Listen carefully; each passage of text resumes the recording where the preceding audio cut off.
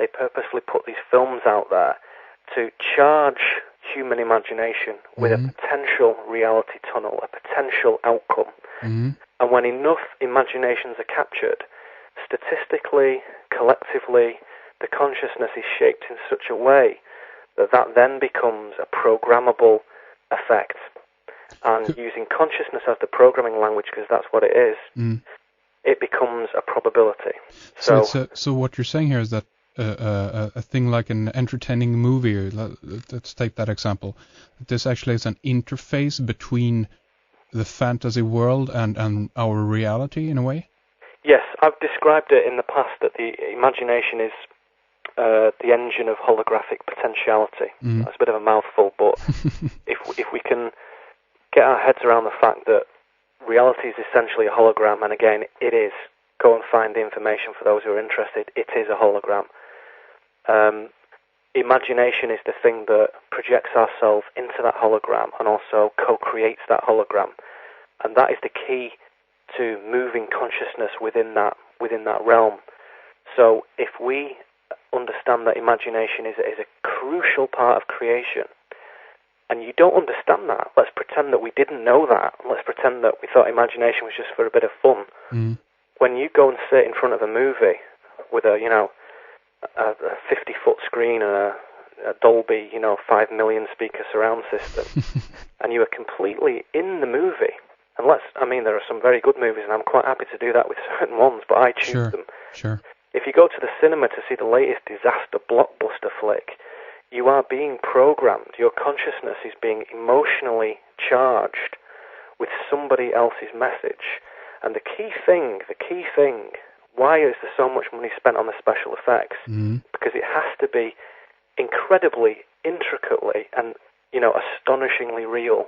So the CGI and stuff that we all marvel at is there for a very special reason. The funding that goes into these things is incredible. It is there to create the most realistic reality tunnel possible.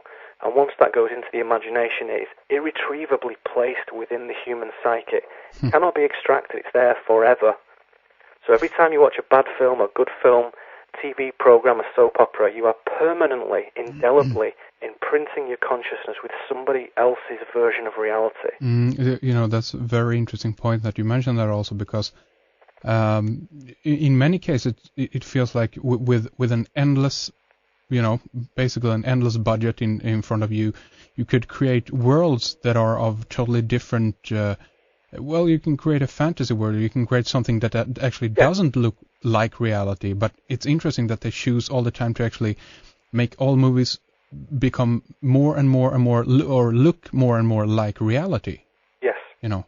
Very interesting. That's right. Yeah. Why constantly use the same symbol set? Why constantly use the same streets and people and cars and houses and skies? Why not use a totally different palette, totally different system? Exactly. Science fiction, but completely different abstract set of ideas, as if you had moved from, a kind of classical realist painting to like abstract expressionism. Why does no one do that? Because it doesn't work. It doesn't mean anything, because it's hard to relate to for the consciousness that is anchored in the classical archaic symbol set.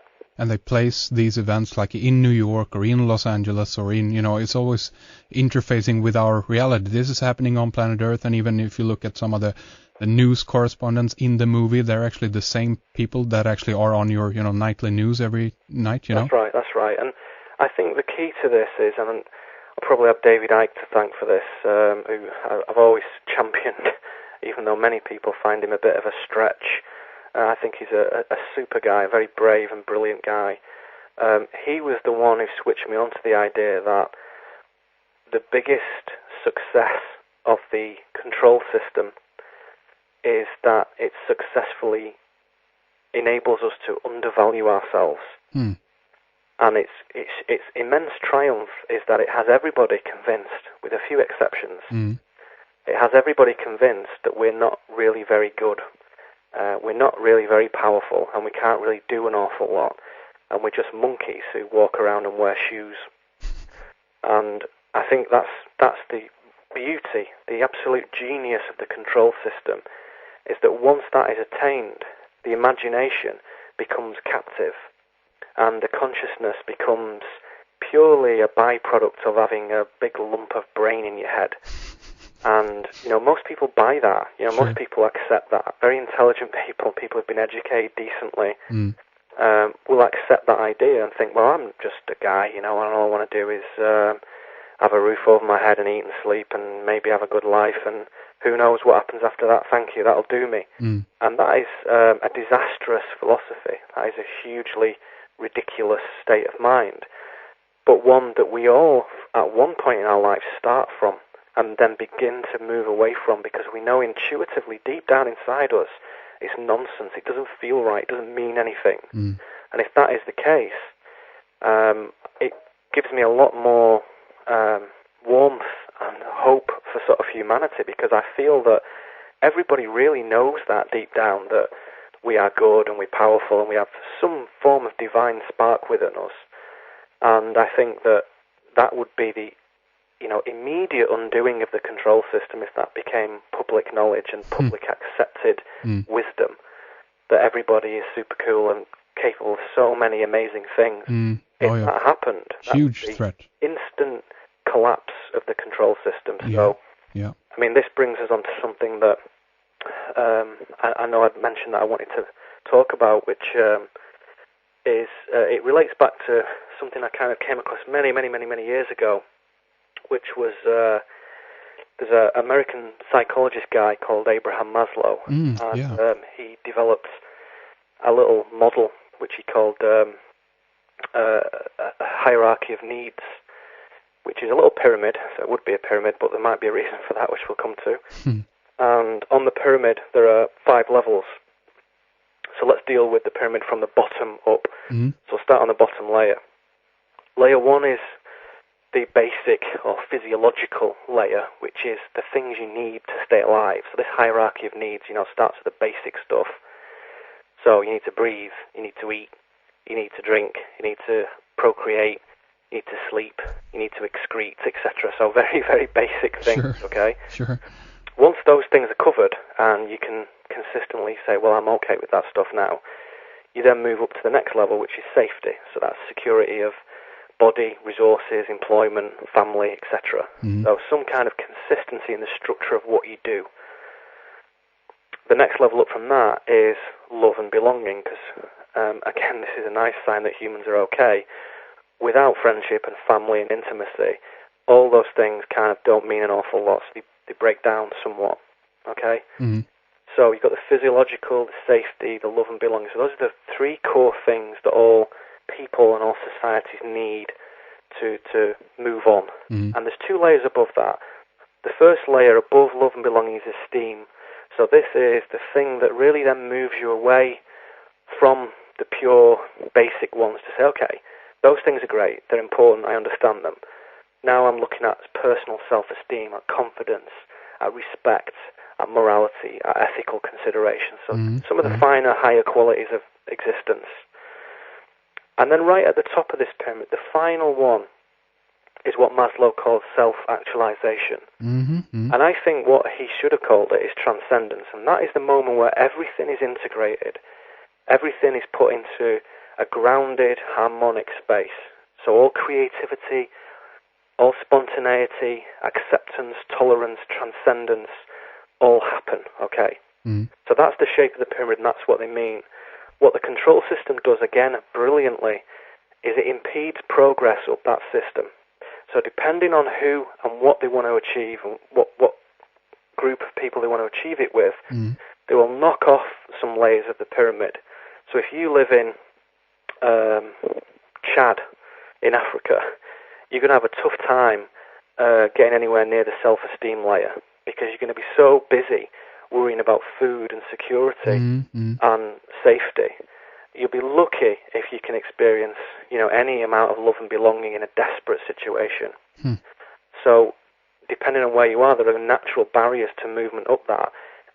However, even in the places where there is a great degree of intelligence and so-called civilization, whether you're in Sweden or whether you're in the UK or whether you're in North America or wherever, even in those places that we're led to believe are civilized, they will not let you get past the fact that there is no self-actualization. And if we imagine the pyramid of the Illuminati with the capstone knocked off, it's as if they're saying, we hold the key to that, and you won't get there without us. We are actualization. You are not. You are monkey men, and you're not going to get there.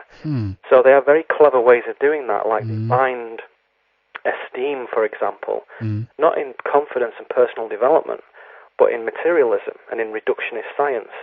So esteem is a cold, calculating view of the world, where your success is not based on your friends and your confidence and your harmony with the things around you.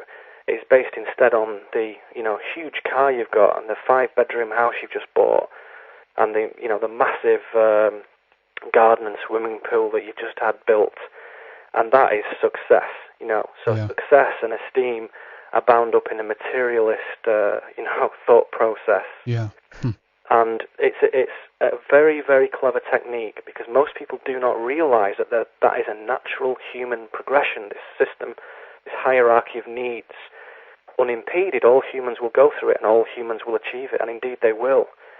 The control system puts obstacles in the way of that to make sure that we do not achieve actualization, because as we said earlier, if you do achieve that, it's the imminent end of the control system. And in some cases it spontaneously collapses, and when you get up towards that, as I'm sure many people who listen to this are well on the way to that and thinking, I'm going to get there, I understand what I need to do, I'm interested in knowledge, I'm interested in enlightenment, I'm interested in, all the things that we should be interested in. Yeah. We move away from the control of the control system. We move away from their chains and their influence. Yeah. And we naturally drift away from anything they can do to us. So even if they kill us, it's just a minor obstacle, because we'll just go on somewhere else to complete. That's right. Usually they won't, because we're too few in number. But you become pretty indestructible the further up you get on that pyramid. Their nightmare is to have a planet full of humans who have achieved self-actualization, who have achieved harmony and transcendence. That is the instant end of their game. So they want to knock that process off, and they want to impede anybody's natural movement along it. I think that's it's a wonderful way of actually interpreting or putting another theory about the symbol of the removed capstone on the pyramid. Excellent, brilliant, and also, the fact that when you think about it, if we take the self-esteem part of the pyramid, the Maslow's pyramid that you talked about, this is also something that we're struggling a lot with in Western society, at least, that we are being hammered again with messages especially from ads and stuff like this, that you suck, basically. You're not enough. We know that you're not spiritually, enlightened, and we know that you need all this stuff basically to get self-esteem, whether it's modern fashion or whatever it might be. But again, we're constantly fed with that message that you need this to be popular, or you need that to achieve this. Right. And I think even in your kind of semi-humorous description of that, I think you're absolutely accurate in that. The TV just says one thing: you suck. Yeah. That's its message. Exactly. I think we should write that on all our TV sets tonight, just to remind ourselves of that. Yeah. And it says, if you got an iPhone, if you've not got an iPhone, you're rubbish. Yeah, exactly. Have you got the latest, Lexus intelligent car? Because if you haven't, you're just, you're not as good as this guy. And look at the girls that's with this guy, Sure, yeah. And it's just incredibly insulting, nonsense television. Really bad, really, really poor. And it's just incredible. If you want to know that society's got a problem, watch the TV and watch how bad it gets. Yeah. And, as I say, British TV was supposed to be the last place where there was quite a lot of good stuff on, and it's very, very hard to find now. There's not anything left, really. So there's the occasional, documentary and nature programs and stuff, and all that kind of thing, and some brilliant films out there. Yeah.